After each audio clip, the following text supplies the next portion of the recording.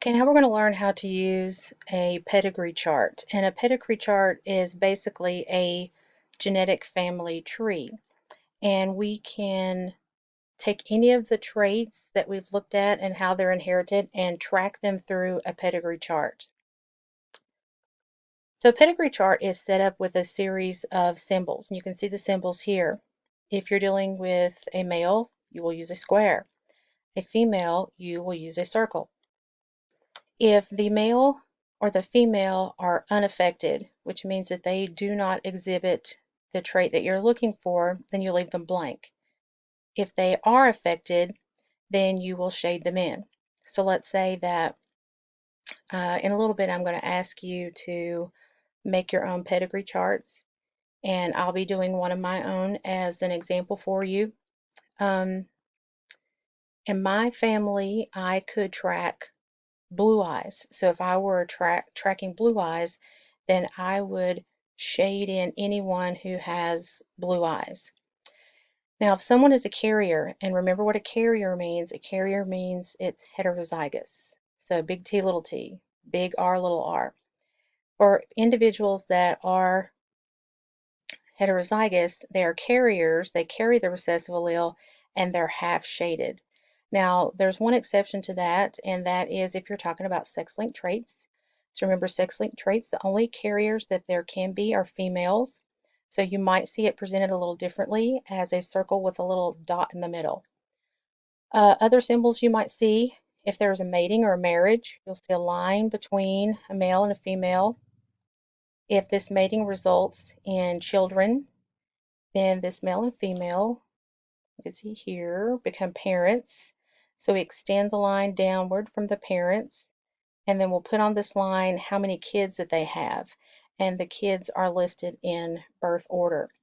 Now, if someone is deceased, you can show it like this, or you can put a number underneath at the age at which the person died.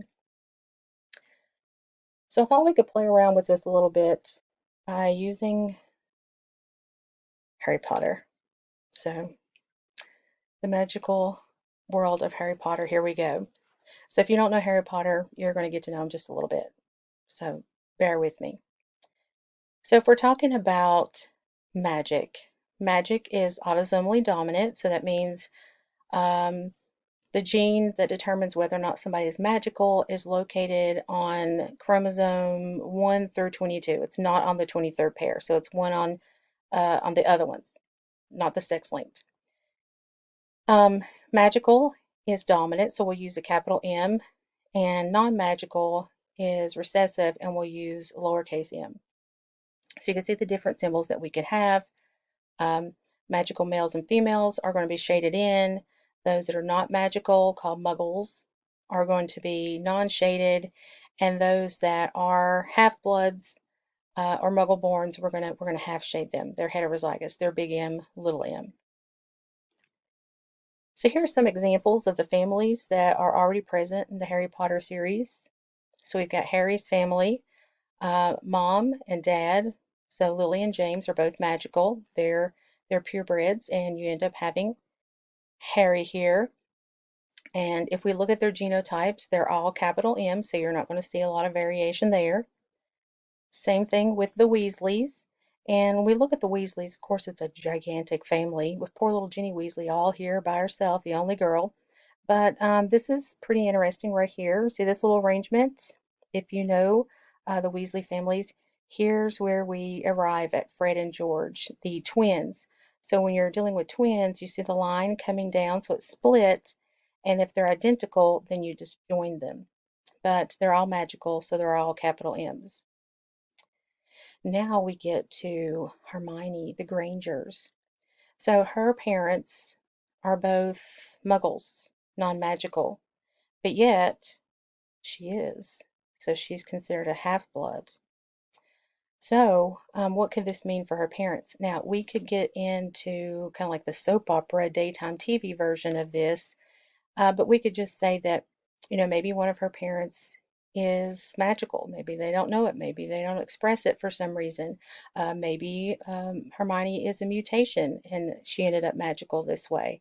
But there's a lot of different ways that we could account for this, either a mutation or somebody not being correctly typed on a pedigree chart. That can happen. Humans can make mistakes.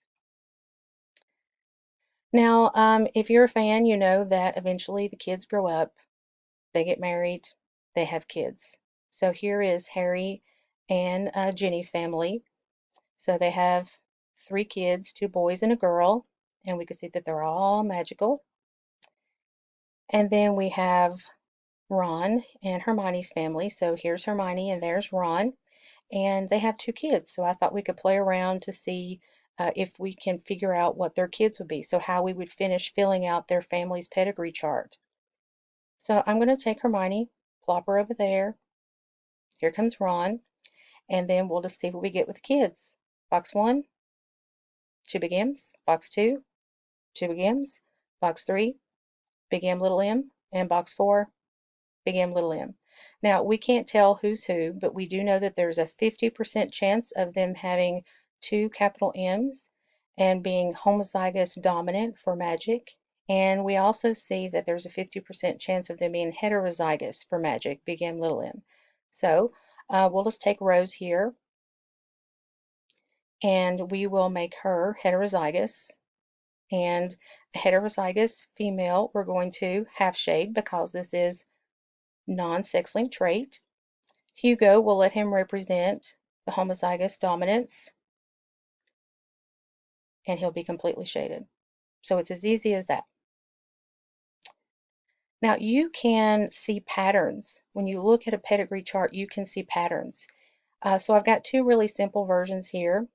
This family, we've got a small little family of 4, and 3 of the 4 exhibit this trait, so that means it's a dominant allele.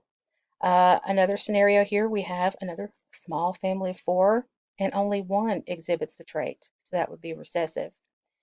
And for sex-linked traits, and we'll look at those in just a second, we'll look at one just a second, these get a little interesting. So we could see that pattern based upon gender. So more males are going to be affected, so it means they're going to be shaded in, and the females will be the only carriers. So here is a ginormous pedigree chart. It would take us forever and a lot of research to try to figure out our families in order to make a pedigree chart this big. So the generations are denoted with Roman numerals. So we've got 1, 2, 3, 4, 5, 6, 7, 8 different generations. And in this pedigree chart, what we're looking at is that sex-linked trait of hemophilia. And remember what that means is that your blood doesn't clot properly and that you could bleed to death from little small wounds. So this is the royal Russian family. So the Romanovs, you probably have heard of the Bolshevik Revolution. If not, you've got some time to look back at some history. But one of the reasons that this family was overthrown, or one of the things used by those who were trying to overthrow the family, is that Alexei. So here's the family. Here's their picture. And here is their part, this pedigree chart. And here's Alexei, the heir to the throne. And if you notice, Alexei is shaded in, so that means he has hemophilia. So for those who are trying to take over their throne, saying like, look, here's your future king, and he has this weakness. They must be gone, and they did get rid of them. But it's very interesting if you look, a classic sex-linked pattern here on this pedigree chart. All of those that are affected by hemophilia are males. Underneath them, you see the age at which they died.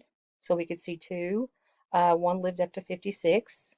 And also, if we look, none of the females are affected, none of the females are shaded in, but only females are carriers. So this is classic sex-linked.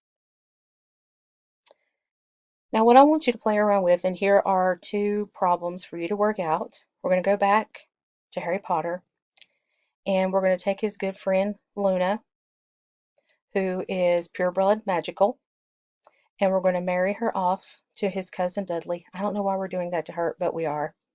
And Dudley is a muggle. They have 3 kids. Their firstborn is Moon, the boy, so we'll put him here. And then Venus and Star are his 2 younger sisters. So what I want you to do is first figure out what are the genotypes of Luna and Dudley based upon this information, and you can look back to see Big M represents what, little m represents what. And then for moon, Venus, and star, work yourself out a little Punnett square and figure out their phenotypes and their genotypes. So what shape are you going to put here? Are you going to shade it in? Is it half shaded? Are you going to leave it blank? And then what are their underlying genes? What are their letters? And then what if we did this for your family? So there are a lot of completely dominant traits in humans. I've got 3 for you to choose from. Eye color. Big B will represent non-blue eyes, little b, blue eyes, and you can track whichever one. Hitchhiker's thumb. Capital H will represent a non-hitchhiker's thumb, so that means you can't turn your thumb back 45-degree angle.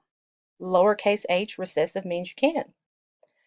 Eyebrows, capital E, dominant is having a non-connected eyebrow, and a lowercase e, you have a unibrow.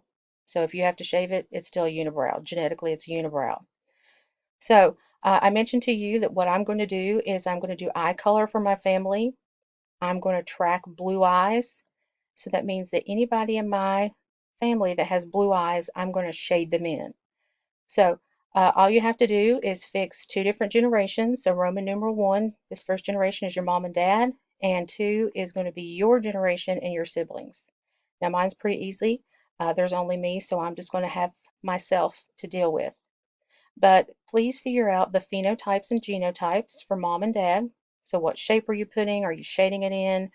And then the same thing for your siblings. And then once you've completed that, then we'll go over it.